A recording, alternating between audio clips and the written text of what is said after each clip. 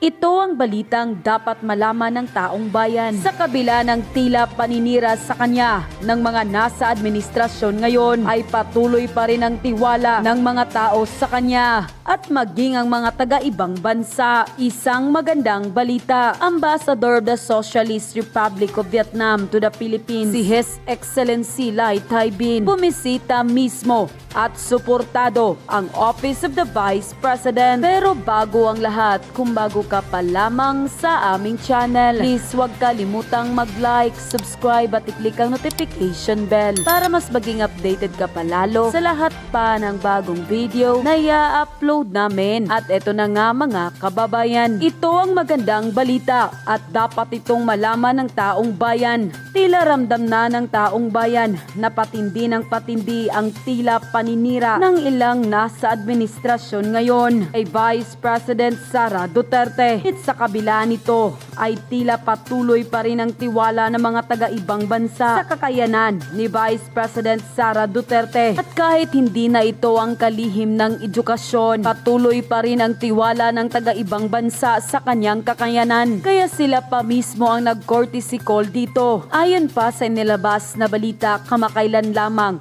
ng Vice President na si Sara Duterte sa kanyang official Facebook account, courtesy call of His Excellency Lai Tai Binh, Ambassador of the Socialist Republic of Vietnam to the Philippines, Office of the Vice President, Mandaluyong City. Masaya po nating tinanggap sa ating opisina si His Excellency Lai Tai Binh, Ambassador ng bansang Vietnam sa ating bansa noong nakaraang buwan. Pinag-usapan namin ang patuloy na kooperasyon ng ating bansa at ng bansang Vietnam, lalo na sa larangan ng edukasyon dahil ang kanilang bansa ay isa sa mga aktibong miyembro ng Southeast Asia Minister of Education Organization, kung saan tayo ay pangulo noong ako ay kalihim pa ng kagawaran ng edukasyon. Pareho kaming nagagalak na ang bansang Pilipinas at Vietnam ay patuloy na tinatamasa ang magandang diplomatic relation. Inimbita ko rin si His Excellency Lai Tai Binh sa aking opisina at ipinakita natin ang alaala ng pagkakaibigan ng aming mga bansa.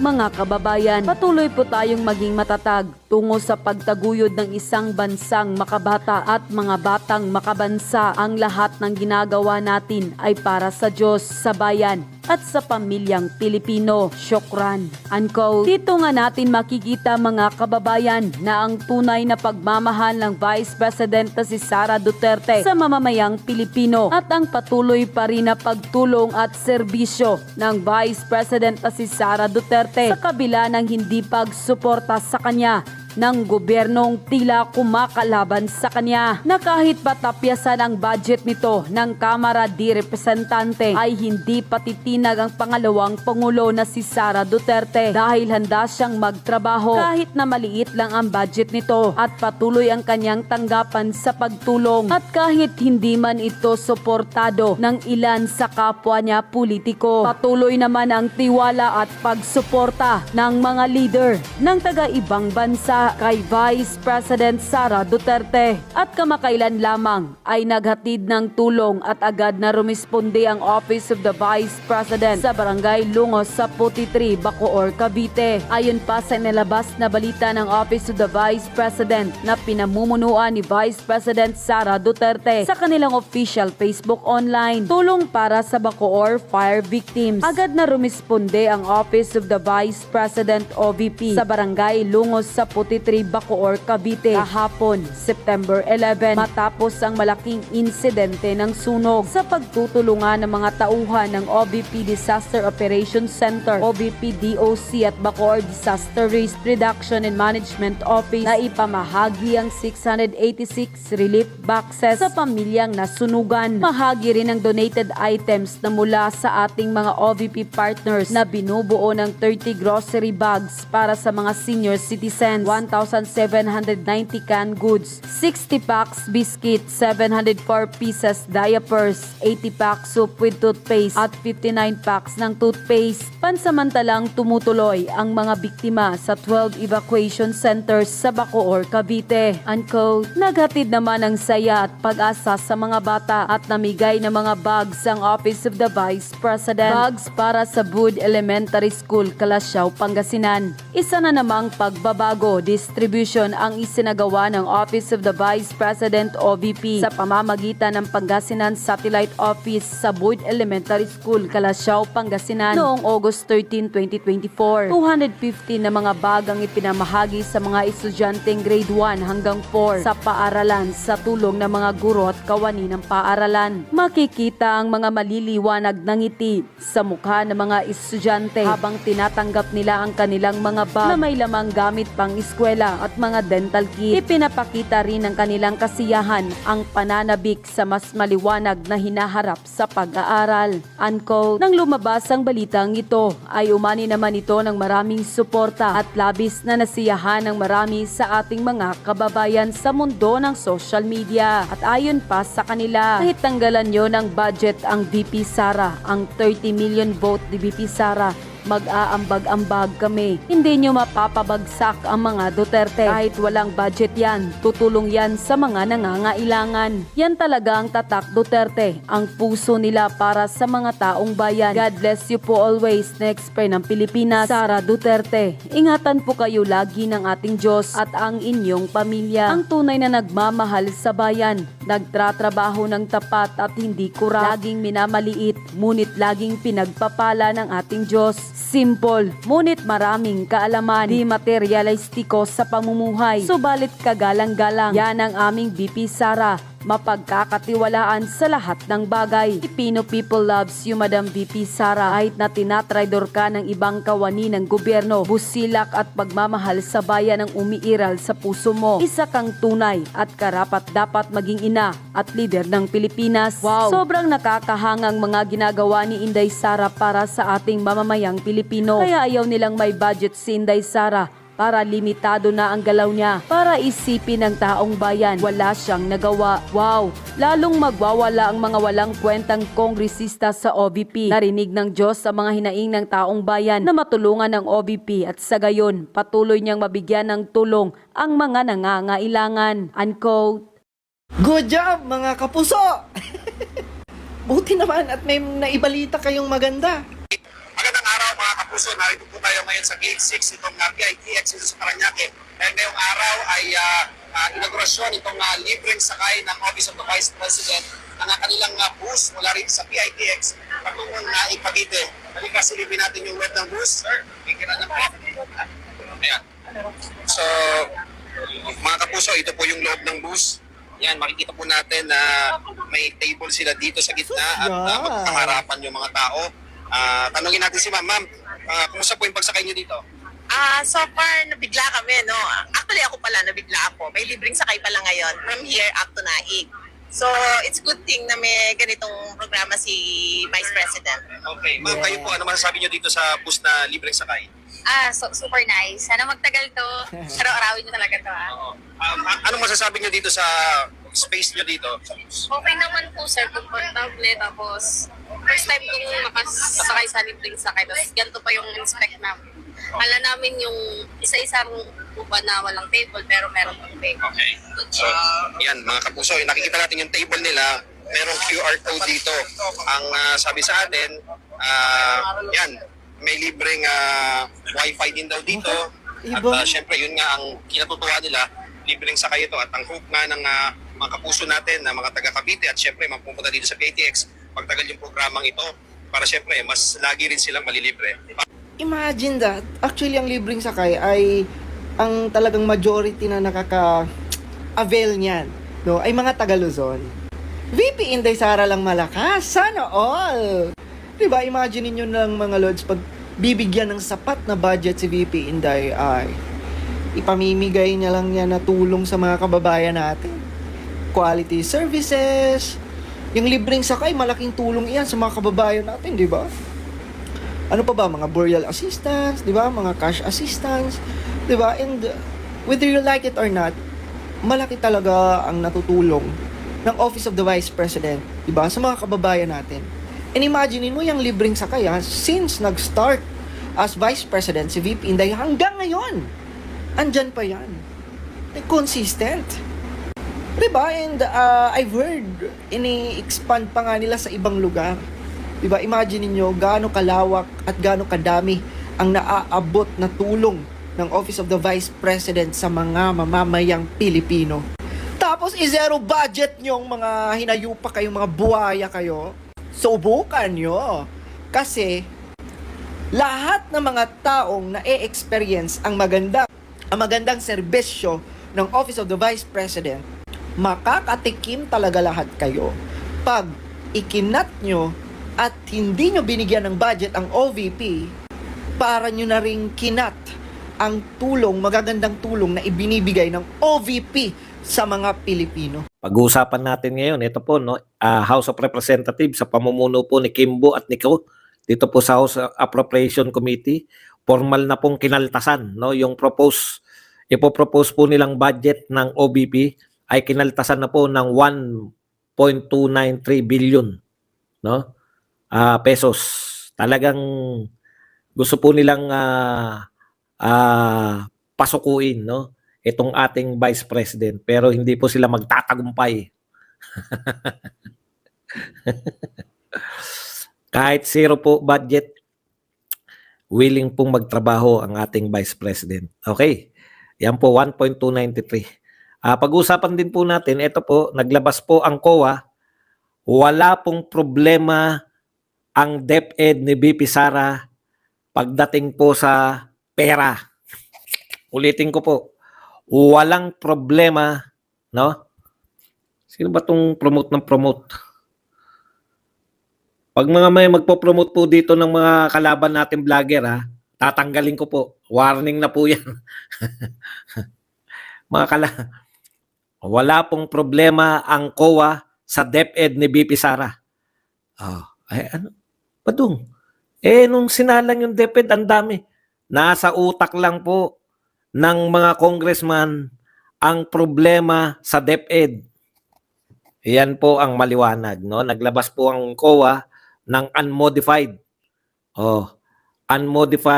opinion sa 2023 audit. Ibig sabihin po niyang unmodified opinion, normal, walang ninakaw. Ulitin ko po, hindi magnanakaw ang mga Duterte, kaya wala silang masilip. Badung, ano yung mga pinagsabi nila nung hearing nung DepEd? Sa utak lang po nila yan. Akala kasi nila, no? Akala nila katulad nila lahat ng mga opisyal. Yan po ang katotohanan. Okay, pag-usapan po natin, ito po, ano pa ba mga pag-usapan natin? Ito, no? Nagmamagaling to si Jinky Luistro. Gustong sumikat, no? Binanatan niya raw yung, yung si... Totoo bang nabanatan niya itong si Marcoleta? Si Marcoleta kasi dati nang sikat eh. Totoo ba napahiya si Jinky kay Marcoleta? Titignan natin, susuriin natin yan. Ano pa ba mga narito? Desperado raw si BP Sara. Diyos ko. Eto sabi, Luistro, binasag si Marcoleta. Kaya mo bang basagin yun? Proven na yun si Marcoleta na malupit. Alam mo kinalaban ni Marcoleta, Jinky. Yung oligarkong ABS-CBN. Ikaw, sino na nakalaban mo? Wala ka pa nakakalaban, no? Hindi ka pa pinapatulan ni BP Sara. Okay. Yan po mga pag-uusapan natin. Pero bago yan, kung bago ka pa lang dito sa ating channel, mag-subscribe ka na. Dahil ito lang ang tanging channel na may kinikilingan, may pinapanigan, una sa balita, huli sa impormasyon, kaya ano pang hinihintay nyo? Pindot! Puta! Kapanggigil eh. Unahin na natin to si Luistro kasi maliit lang. Unahin na natin to si Abante. Kung ako ang masusunod, bibigyan ko ng zero budget yan sa kanyang social services. Kasi naandyan naman ang DSWD shall be able to request bilang Vice President. Tindi ni Abante, no? Siniro nyo na po. Tinanggal nyo na po ang social services. Tignan po natin kung talagang kaya nyo. Alam nyo, wala naman tayong dapat ikatakot dyan sa mga congressman. Alam nyo po kung bakit? Kaya po nagsisip-sip yung mga yan kay Ko at saka kay Martin. Mag-election na po, 2025. Kinakailangan nila na maraming pondo. Ano sabi ni BP Sara? Kontrolado ni Martin at ni Ko ang pera ng Pilipinas. Hindi lang po ng Kongreso. Pera ng Pilipinas. Kaya po sila bayaan nyo po, after ng election, pag nanalo na po yung mga yan, no? After ng election, wala na po yan. Lame duck president na po ang, ngayon pa lang, lame duck president na tingin natin, di ba? Lame duck president na po yan. Maliban na lang kung magdedeklara ng martial law. No? Kasi wala na eh. Tapos na yung kanyang ano eh. Tsaka po yan. Siyempre, yung mga matatalino din yung congressman. Putya, may pag-asa ba to si Martin na talunin to si BP Sara? Dito na tayo sa safe. Mag-uunti-unti nang umiska po yan mga yan. Same people. Makikita nyo po. Okay. Unahin na natin to. Yung mga banat nito ni Luistro. Kasi madali lang naman po itong ano eh. Tignan nyo, gusto po nilang palabasin na napakahusay ni Luistro laban kay Marcoleta.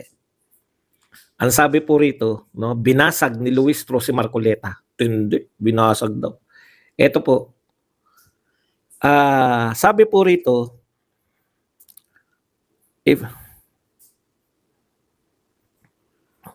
nonetheless, I understand that by tradition, we're supposed to extend parliamentary courtesy.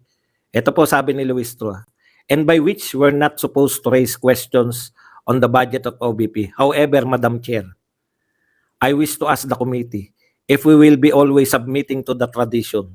What happens to the constitutional provision on public office is a public trust, and that we should always be accountable to the people. Talaga, accountable to the people kayo? Di open your books, di ba? Bakit po wala naglalantad sa inyo ng mga libro ninyo? Paano nyo ginastos yung budget nyo? Kung accountable kayo sa people. Bakit ang tinitignan nyo lang yung pera ang ginastos ng ibang ahensya? Pero yung pera nyo mismo ayaw nyong i-open. Yun yung unang tanong eh. Ikalawang tanong. Talaga, hindi na kayo dapat sumunod sa tradisyon? Bakit hindi nyo sinalang si Pangulong Marcos? Bakit hindi nyo hinayaang magtanong yung mga makabayan black? Di ba? So, ibig sabihin, sumusunod kayo sa tradisyon, wag lang si BP Sara. Susunod pa rin kayo sa tradisyon kasi hindi ka naman pumalag ng ganyan. Sinabi mo ba na hayaan yung makabayan black na magtanong sa budget ni Pangulong Marcos? Hindi ka naman pumalag eh. Ibig sabihin, yung tradisyon sinusunod mo pa rin kung pabor sa inyo. Pero kung hindi pabor sa inyo, babaragin ninyo yung kondisyon. Kaya mas tama si Marcoleta. Mas consistent si Marcoleta. Kasi ang sabi ni Marcoleta, kahapon, gustong magtanong ng makabayan black. Hindi nyo na pinagtanong. Bakit? Ino-honor natin yung long-honored tradition na hindi ko questionin yung budget ng President at Vice President. Ano sabi ni Marcoleta? Tama yun. So, ibig sabihin, si Marcoleta naniniwala sa tradisyon na yung Pangulo at Vice President dapat. Kasi hindi niya inayunan yung yung pagtatanong ng mga makabayan black. So, sino yung mas consistent sa inyo? Ni Marcoleta. Doon pa lang, talo ka na eh. Di ba? Ikaw, dito, sa Office of the President, we turn blind eye. Huwag nating gamitin yung ating public trust. No? Tradition tayo. Long-honored tradition tayo pagdating sa Office of the Vice President. Kinabukasan, pagdating sa Office of the Vice President, kinakailangan public trust. That we should accountable to the people. O, sinong mas consistent sa inyo? Si Marcoleta. Kasi consistent siya na dapat talagang hindi na questionin yung budget ng Pangulo. Ganon din yung budget ng Office of the Vice President. Yun po yun. Yun yung ibig sabihin nung dapat consistent ka sa sinasabi mo. Hindi yung kahapon, pabor kayo sa tradisyon, kinabukasan, hindi na kayo pabor. Sa bulsa lang yata kayo pabor eh. Di ba? Okay. Punta po tayo sa isa pa. Ako nakinig ako eh. Nakinig ako ng hearing ng OBP budget eh. Kaya hindi mo kami maluloko dito, Luistro. Hindi mo kami madadaan sa ala dilema mong estilo. Sabi niya, this is almost 65 million which were not properly liquidated with the COA. To the second concern, the lapses in inventory management, this is the same observation that we have had in budget of the Department of Education. Palpa ka na kagad. No? Kasi sinabi na ng COA, walang problema. Mamaya, talakayin natin yung mamaya. How do we know that this is not really a case of ghost delivery? Nag-iimbento ka na. No? Kunwari, nagtatanong ka, ghost delivery daw. Yan, yung pansarap. Okay, sagutin na kita. Sabi ng COA, nakinig ako eh. Sabi ng COA, itong mga pansarap, yung mga pandesal, Nutriban at kung ano pa man, no? Dineliver yan, tinanggap ng mga principal yan at kung sino yung pinagbigyan. Yung mula dun sa pagde-deliver, Office of the Vice President, nireceive yan. Marurunong sila eh, pinareceive. Pero yung pinakain na sa bata, dun lang po may problema. Sabi ng COA. Sa actual na activity, yung actual na pagpapakain. So, nireceive po yan ni principal, nireceive ni barangay captain, at kung sino man yung nag-receive. Ang nakalimutan lang po nila, yung nagpapakain na sila, hindi nila napapirma yung mga kumain. So, mula po sa Office of the Vice President, wala pong problema. Di ba? Wala pong problema. Pina-receive nila eh. May problema yung nag-receive. Hindi natin alam kung kinain niya yung kinain niya yung mag-isa. Oh. Ganun lang po yun. No? Wala pong issue. Hindi nga po notice of disallowance. Masyado lang kayong advance eh. Ina-advance nyo lang. Eh. Nasa proseso pa lang yan. Eh, no? Pinasasubmit pa lang sila. Nasaan yung mga pumirma, nasaan yung pirma ng mga kumain? Ay, kulang po ba? Normal lang po yan. No? Normal lang po na may nakakalimutan. Kaya nga may COA eh. Para ipaalala sa'yo kung ano yung kulang mo eh. O kulang ka ng pirma rito. Hahanap lang po ng pirma. Ganun lang po yun. Hindi po malaking usapin yan. Ito po ang malaking usapin. Nakakatulong yung Vice President, lalapit sa kanila, no? Nagtayo po ng Vice President ng satellite office dahil lahat po ng naunang Vice President nasa Maynila lang po. Kailan lang po sila nakakatulong? Pag dumadayo, ito po regular na natutulungan ng Office of the Vice President ang iba't ibang rehiyon. 12 rehiyon. Okay, unang tanong. Nakakatulong ba yung Office of the Vice President? Opo, wala silang question. Malinaw. Nakakabigay ng burial, nakakabigay ng medical aid. Eh anong kinu-question nila? Eh si Lenny wala naman yan eh. Bakit ka meron? O ikalawa nilang tanong diyan sa Office of the Vice President, ha? Tinanong nila si Lenny wala niyan. Bakit ikaw meron? Si Lenny walang mga satellite offices. Bakit ka nag-satellite offices? Hindi po nila tinanong kung nakatulong ka ba talaga o hindi. Hindi po sila after dun. Galit nga sila eh. Pag nakakatulong yung Vice President, meaning ang pakiramdam nila boto to kay Sara Duterte. Hindi po nila dinideny na may nagawa. At dahil may ginawa, at dahil nakatulong sa mamamayan ng Vice President, imbis po na yung i-congratulate ng Congress na maayos, tanong, meron po bang problema? Naging problema sa pera? Doon po sa mga social services? Wala po. Ang pinoproblema po nilang pera, alam nyo kung saan? Yung pinoproblema nila? Sa confidential fund doon 2022. Pero lahat po ng budget ng Vice President mula 2022 hanggang 2024, hindi po sila namumblema sa pagbibigay ng tulong. Hindi po nila, pinoproblema nila, bakit daw namimigay ng tulong? Tingnan nyo po kung anong uri ng mga congressman tayo. Tumutulong yung Vice President, bakit ka namimigay ng tulong? Hindi naman trabaho ng Vice President yung mamigay ng tulong. Hindi, no? Ngayon lang po tayo. Gumagawa ng matino ang Vice President, hindi nagnanakaw.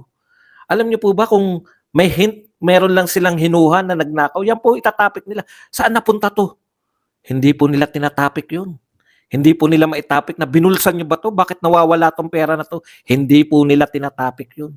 Ang tinatapik po nila, bakit ka tumutulong? Ikaw, Vice President, hinalal ka ng 32 million na tao, tapos tumutulong ka? Anong klase kang Vice President? Bakit marami kang natutulungan? Bakit ang liit lang ng budget mo? Ang dami mong natutulungan. Hindi po ba dapat dagdagan nyo yung budget kung nakakatulong? Dahil nakakatulong ka, masama sa amin yan. Hindi ka dapat maging mabuti sa tingin ng mamamayan. Sinisiraan ka namin tapos nakakatulong ka? Anong klase ka? Hindi ka kasama sa script? Ang script namin, ikaw ay masamang tao, bratinela, kung saan-saan mo ginagamit yung pera. Pero dahil nakakatulong ka, no, natutulungan mo, babawasan namin ng budget mo, galit kami sa'yo. Bakit kayo galit? Eh nakakatulong siya eh.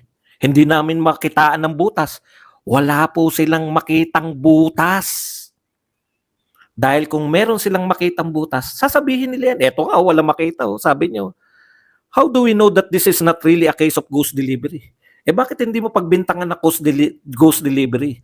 Dahil wala kang ebidensya. Dahil na-deliver. Na-deliver. Sinabi ng COA na-deliver. Lahat ng tulong ng BP Sara naitulong. Ay, bawal pala tumulong. Opo, bawal tumulong. Kasi nagmumukhang wala sa script. Ang script kasi nila, si BP Sara, Bratinela, korap. Si BP Sara, Bratinela, anak ng kriminal. Kriminal si BP Sara at korap. Totoo po. Tignan niyo yung mga tanungan nila. Si Lenny, wala namang extension office. Magkano ginagastos mo sa extension? Ay, mahal. Bakit yung office mo nasa doon sa maraming tao? Sabi ni Pusit. Ikaw ang mukhang Pusit. Tawag-tawag ka ng Pusit. Alam mo ba yung Pusit? Ngayon lang ako nakakita. Nakasintisay ni BP Sara. Alam niyo yun, yung bobo sa pagtawag. Halimbawa tayo, pag sinabi nating Kimbo Tapia, okay, di ba? Dahil mukha siya Miss Tapia. Sasabihin mong Pusit yung Tisay. Ngayon lang po ako nakarinig na Pusit yung Tisay. Tisay na Tisay si BP Sara Tapos tatawagin yung Pusit. Okay. Kailan po bawal na tumulong yung Vice President? Only in the Philippines. Si BP Lenny, papicture lang na papicture, yun ang gusto nilang gawin ng ating Vice President. Yung Vice President na tumutulong. No? Yung Vice President na lahat ng pondo binabalik sa tao. Ayaw nila nun. Ayaw nila. Ang gusto nila, tanggalan ng budget. Bakit tatanggalan? Tumutulong eh. Tumutulong, tatanggalan ng budget. O dapat, yung mga tao sa Davao City, yung mga tao sa iba't ibang rehiyon, dapat hindi nakakatulong yung Vice President. Ganun pala yun. Kaya babawasan namin dahil magaling kang animal ka, magaling kang Vice President ka, natatabunan kami, babawasan namin yung budget mo ng 1.293. Titirang ka lang namin ng 700 million lang. Hindi, no? Idadagdag namin yan sa ayuda. Ayuda pa rin, 600 billion na. Baka mabalaukan na kayo niyan. 600 billion na yung ayuda ninyo. Idadagdag nyo pa yung 1 billion, 601 billion na. Grabe naman. Sugapa ang tawag dyan. Ang tawag dyan, sugapa. Mga sugapa kayo.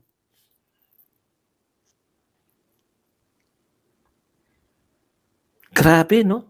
Grabe. Tumutulong ang Office of the Vice President. Sisiraan ninyo. Wala naman pong problema dyan eh.